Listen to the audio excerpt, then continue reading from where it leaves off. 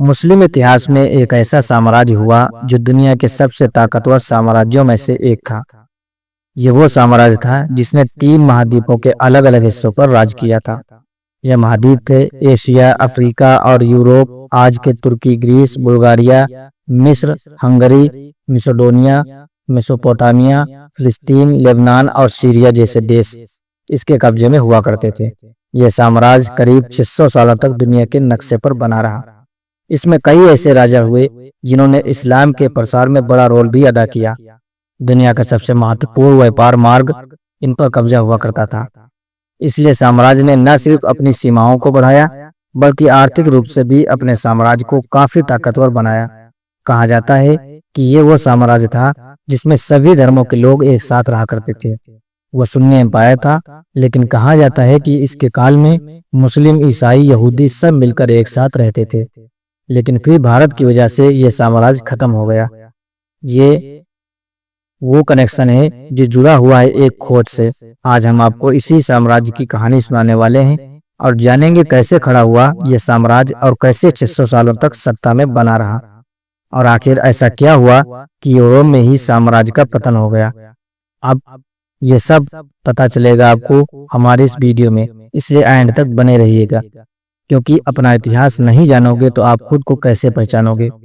दोस्तों, ऑटोमन साम्राज्य की स्थापना हुई थी साल 1290 में, यानी 13वीं सदी के आखिर में। ये वो दौर था जब रोम के बाइजेंटाइन साम्राज्य का पतन हो रहा था। रोम एक वक्त में बहुत बड़ा साम्राज्य हुआ करता था। बाद में ये 2 हिस्सों में बट गया, एक वेस्टर्न एम्पायर और दूसरा ईस्टर्न एम्पायर। वेस्टर्न एम्पायर जल्द ही खत्म हो गया, लेकिन ईस्टर्न एम्पायर और भी कई सालों तक सत्ता में बना रहा। इसी को आगे चलकर बाइजेंटाइन साम्राज्य कहा गया। कॉन्स्टेंटिनोपल इसकी राजधानी थी, जिसे आज इस्तांबुल शहर के नाम से जाना जाता है।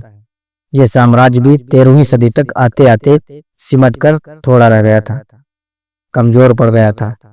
यहाँ के ज्यादातर लोग ईसाई धर्म को मानते थे।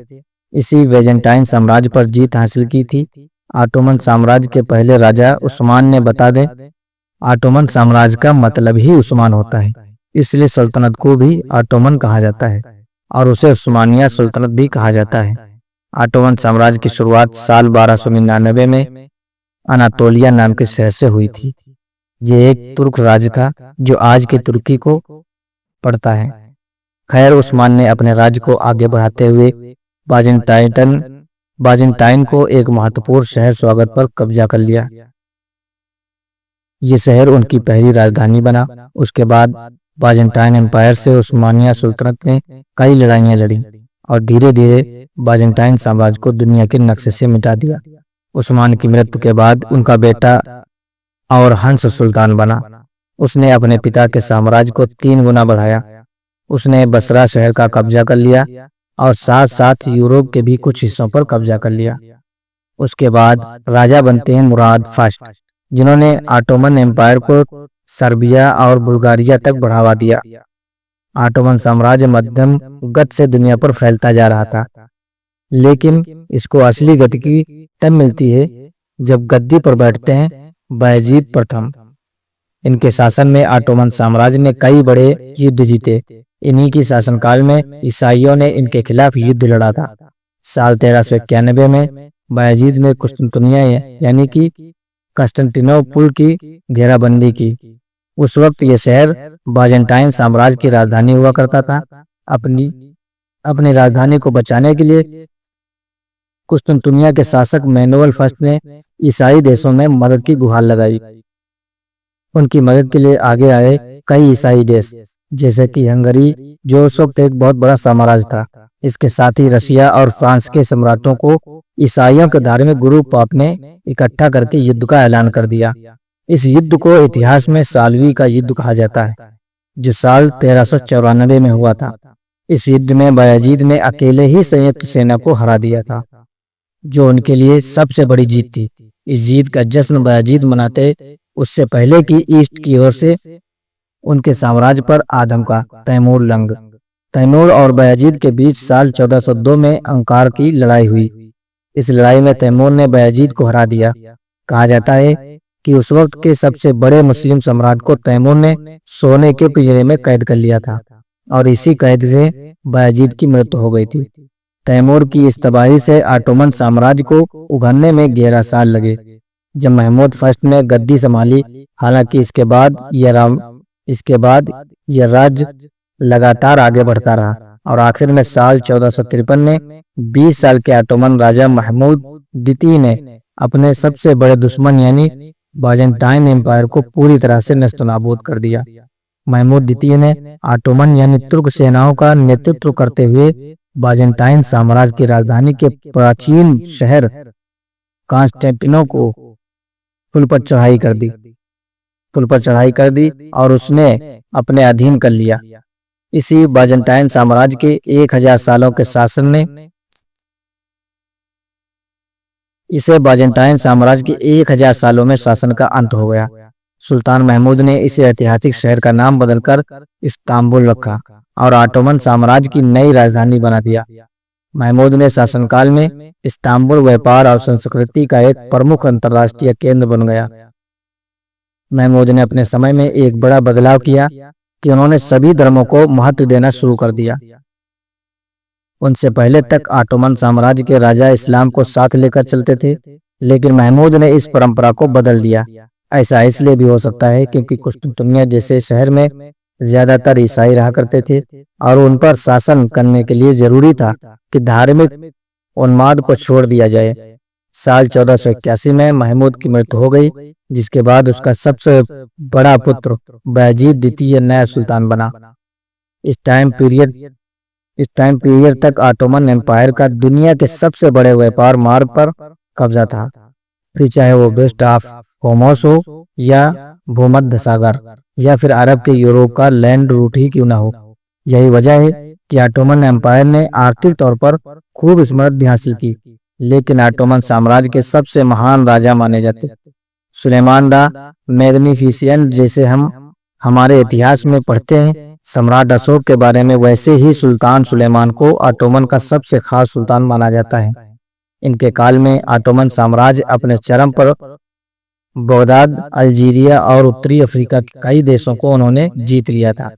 सुलेमान को इसलिए भी खास माना जाता है क्योंकि उन्होंने कानून व्यवस्था में बदलाव करके सबके लिए एक कानून को लागू किया था। उन्होंने लिटरेचर और आर्ट को बहुत बढ़ावा दिया।